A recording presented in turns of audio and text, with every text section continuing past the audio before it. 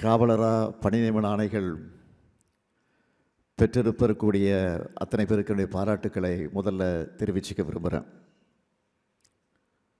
Police வேலையில் சேரணும் என்ற உங்கள் கனவும் அதற்கான உங்கள் முயற்சியும் உழைப்பும் சேர்ந்து தான் உங்களை இந்த நிலைக்கு உங்களை எல்லாம் இங்கே கொண்டு வந்திருக்கு.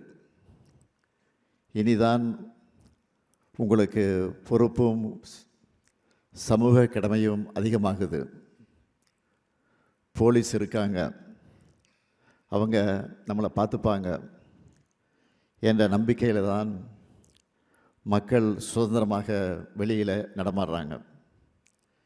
நள்ளிரவு அதிகாலைன்னு எல்லா நேரத்துலையும் வேலைக்கு போயிட்டு வராங்க.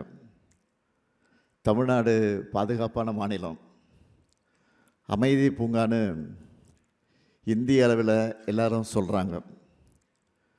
முதலீடுகளை மேற்கொள்ளக்கூடிய சிறந்த இடம்னு உலக அளவிலான நிறுவனங்கள் நம்முடைய தமிழ்நாட்டை தேடி வராங்கன்னா அந்த நம்பிக்கையை புதுசாக பணியில் சேர்ந்திருக்கக்கூடிய நீங்களும் காப்பாற்றணும். தமிழ்நாட்டின் எதிர்காலமே உங்கள் கையில்தான் இருக்கிறது என்ற பொறுப்புணர்வு உங்கள் ஒவ்வொருத்தருக்கும் இருக்கணும். உங்களுக்கு வழங்கப்பட்டிருக்கக்கூடிய அதிகாரத்தை மக்களுக்கு முறையாக பயன்படுத்தணும். ஒரு காவலர் நல்லது செய்கிற செய்தி மீடியாக்களில் வரும்போது ஒட்டுமொத்தமாக அந்த துறைக்கே பெருமையை தெளித்தருது. எடுத்துக்காட்டு ஒன்று சொல்கிறேன்.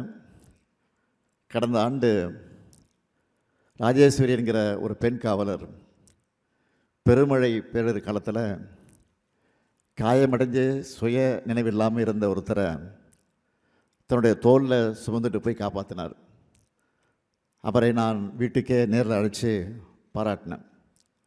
ஏன் சொல்கிறேன்னா, காவலர் பணி மனித நேயத்தோடு இணைஞ்சது. வீரத்தின் அடித்தளம் எது தெரியுமா? அன்பு தான். அதே போல் இன்னொரு பக்கம், எங்கேயோ ஒரு காவலர் தப்பு செஞ்சாலும் ஒட்டுமொத்த துறை மீதும் மக்கள் வச்சிருக்கக்கூடிய நம்பிக்கையை அது பாதிக்கும்.